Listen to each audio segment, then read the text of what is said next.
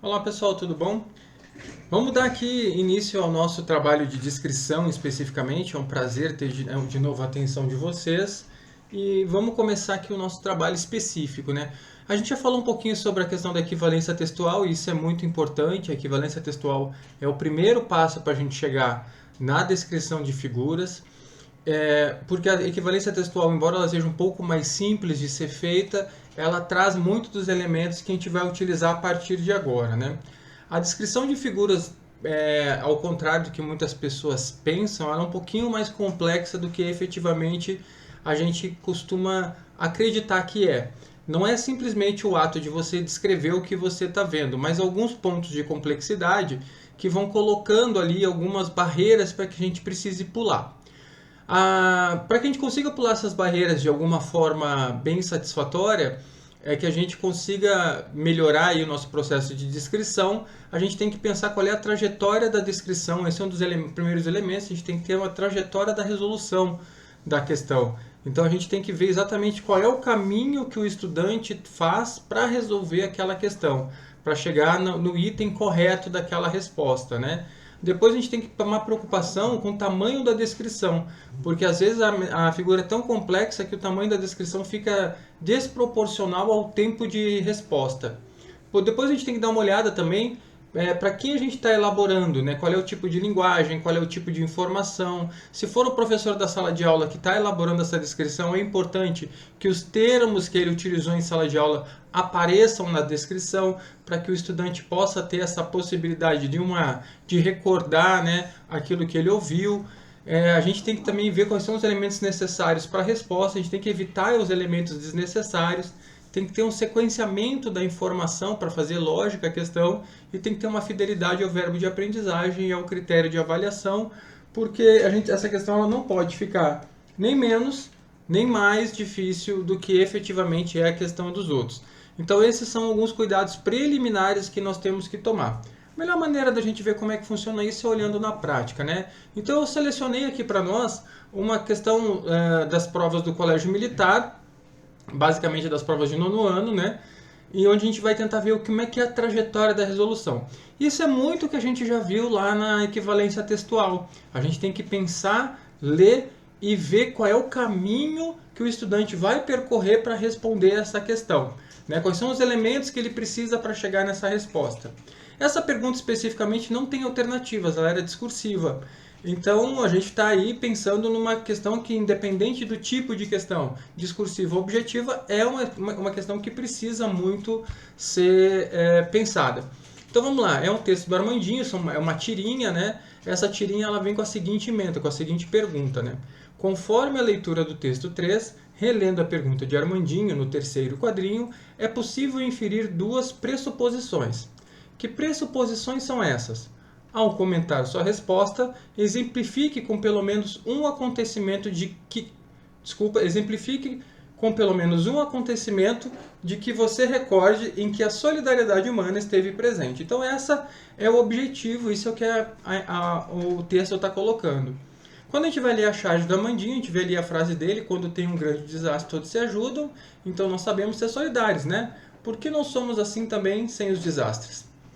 Então vamos lá, qual seria o que o estudante tem que ver? A pergunta é muito simples, né? A pergunta está dividida em dois pontos. O primeiro, eu tenho que saber quais são as duas pressuposições que o Armandinho fez ali na tirinha e tenho que comentar um acontecimento em que eu recordo que a solidariedade humana esteve presente. Então, essa pergunta é dividida em dois passos, né? E a minha descrição vai ter que atuar nisso daí. Então, quando a gente começa a entender essa parte, já está um bom caminho andado. Eu tenho que mostrar para o meu estudante elementos que façam ele entender quais são essas pressuposições, ou pelo menos eu não posso omitir isso do texto, e tenho que dar a ele a chance de exemplificar, né, um acontecimento onde a solidariedade humana esteve presente. Então esse é o ponto, essa é a trajetória da resolução. O quadrinho aqui ele mostra, né, uma conversa entre o Armandinho e o pai, sendo que o pai não responde. Então talvez a gente tenha começando a montar algumas dicas de como é que poderia acontecer a nossa descrição. Outro ponto importante que está colocando ali, ó, no terceiro quadrinho. Então necessita que exista uma enumeração dos quadrinhos nessa descrição. Então a gente começou a pegar alguns elementos importantes, a gente já sabe quais são as duas perguntas principais, já viu no enunciado que é necessário enumerar os quadrinhos, já viu que o Armandinho conversa com o pai, mas efetivamente o pai não responde, né? Se fosse para fazer uma equivalência textual, já estava todos os elementos postos, agora seria só elaborar o texto, mas esse não é o caso. Nós temos que fazer uma descrição, né? E para fazer a descrição, nós temos que tomar alguns cuidados. O primeiro, já chegamos lá, é a trajetória da resolução. Qual é o segundo caso que a gente vai olhar? Tamanho da descrição. É o que eu vou descrever. O que efetivamente nessa tirinha mostra o que é necessário para responder a pergunta. Algumas pessoas vão fazer assim, ó, numa tirinha do Haroldo, numa tirinha do Armandinho, de 3 quadros, o pai está em pé com uma calça azul, um sapato cinza, fazendo uma sombra, enquanto Armandinho está em frente ao pai, falando, ele está de bermuda azul, de camiseta branca, com uma mochila vermelha, como se tivesse chegado da escola. Aí eu pergunto, qual desses elementos descritivos que eu falei agora são aptos para a elaboração da resolução?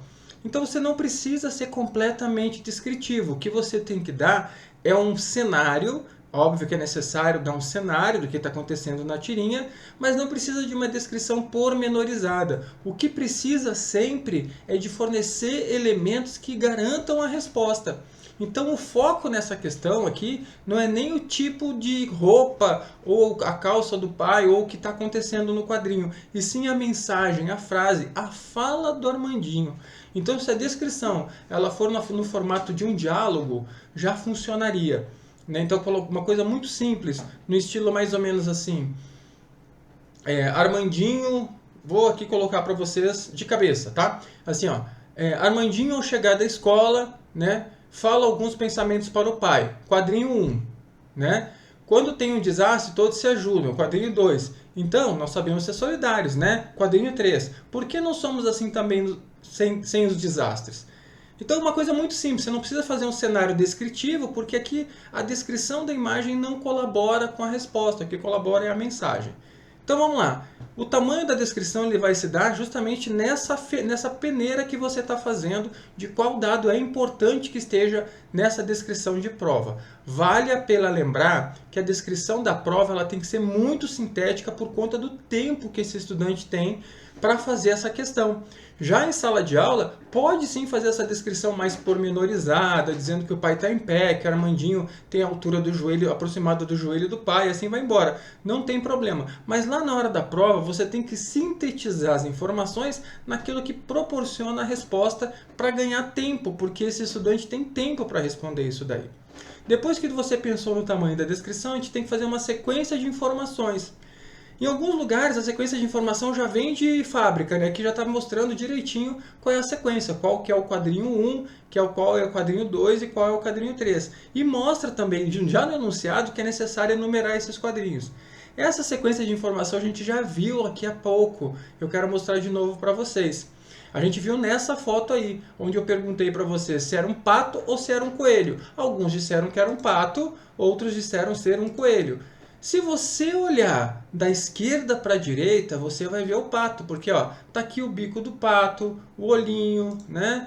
E agora se você olhar ao contrário, né, você vai ver já o coelho, como se aqui fosse o focinho do coelho, as orelhas do coelho. Então esse é um desenho ambíguo. Dependendo da direção a qual você dá o primeiro olhar, você consegue enxergar alguma coisa diferente.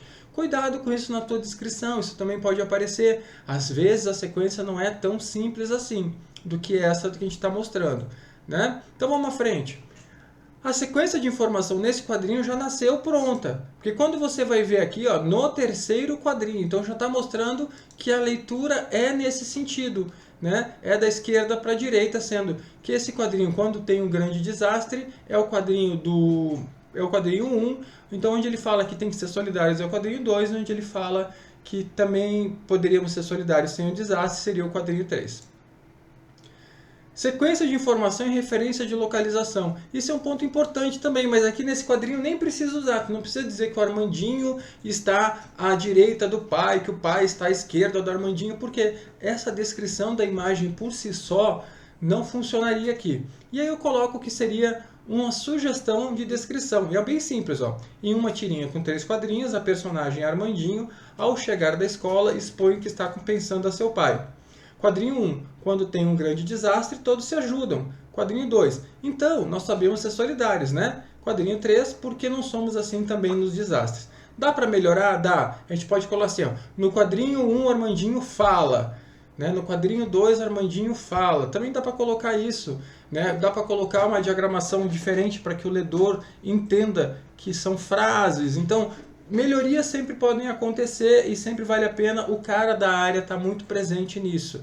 Mas é importante a gente ter a sequência da informação 1, 2, 3 e, quando necessário, referências de localização. Tá bom, pessoal? Eu acho importante a gente sempre estar colocando nisso. Então, por enquanto é isso. Daqui a pouco a gente se fala mais.